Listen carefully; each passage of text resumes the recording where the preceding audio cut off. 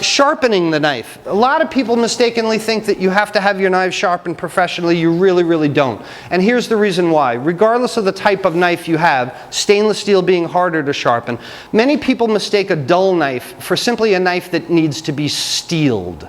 And here's the thing. Sharp knife like this, right? If I were to look down the blade of my knife like that. Sharp knife like this, at a point.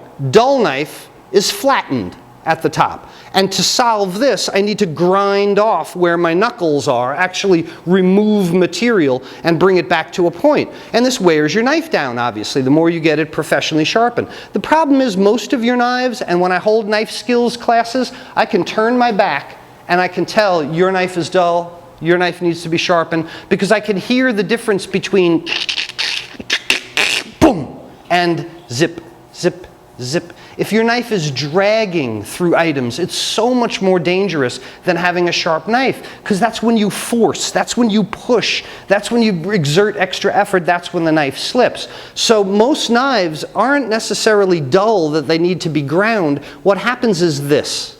You get burrs.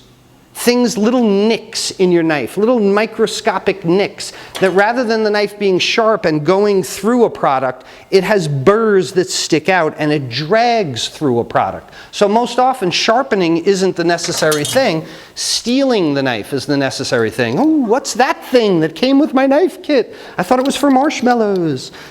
This is called a sharpening steel. It's a misnomer though. Sharpening steel doesn't sharpen your knife. Sharpening steel retrues your knife. And you can solve a lot of issues and expense in having your knife sharpened by simply removing the burrs and retruing the knife in that regard. Now we all know there is nothing cooler than this. Right? Grandpa did this. This is, oh yes, turkey time, Thanksgiving, baby, I'm gonna... The only problem is you're supposed to keep a consistent angle on your knife. And if you're swashbuckling like this, unless you work at the Benihana, you're creating a knife with waves in it. This is worse than your knife dragging. Your knife should have a 20-degree angle on it, a 20-degree angle. So rather than flashing around, take your steel and put it straight up against the table at a 90-degree angle. Hold it still. This is a 90-degree angle, that's a 45-degree angle, that's about 20.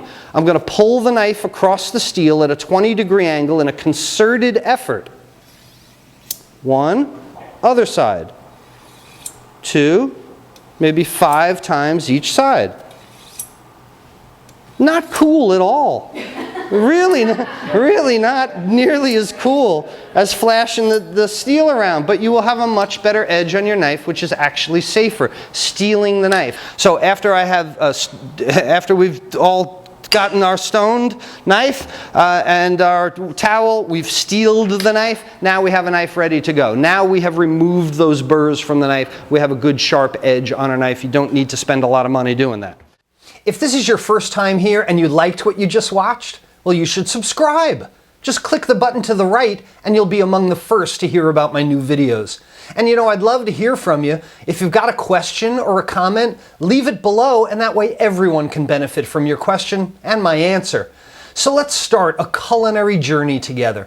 To your right, you'll see even more great videos just like the one you watched. And remember, because it's not what you cook, it's how you cook that makes all the difference.